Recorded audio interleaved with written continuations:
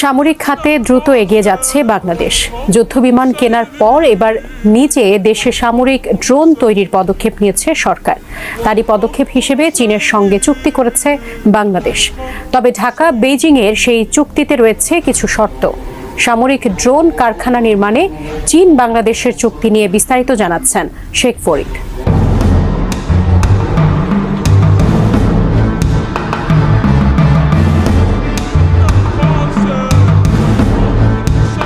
সামরিক ড্রোন তৈরির যুগে পদার্পণ করল বাংলাদেশ। এই উপলক্ষে ড্রোন উৎপাদন ও সংযোজন কারখানা স্থাপন এবং প্রযুক্তি হস্তান্তরের জন্য চীনের সঙ্গে এক ঐতিহাসিক চুক্তি করেছে বাংলাদেশ। ২৭ জানুয়ারি বিমান বাহিনী সদর দপ্তরে এই চুক্তি স্বাক্ষরিত হয় বলে এক সংবাদ বিজ্ঞপ্তিতে জানিয়েছে আন্তঃবাহিনী জনসংযোগ পরিদপ্তর বা ISPR।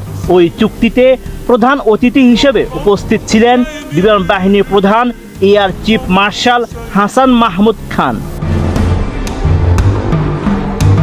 বিজ্ঞপ্তিতে ISPR জানিয়েছে, চুক্তির আওতায় বাংলাদেশ বিমান বাহিনী এবং CETC ইন্টারন্যাশনাল যৌথভাবে বাংলাদেশে একটি অত্যাধুনিক ড্রোন উৎপাদন ও সংযোজন সুবিধা স্থাপন করবে।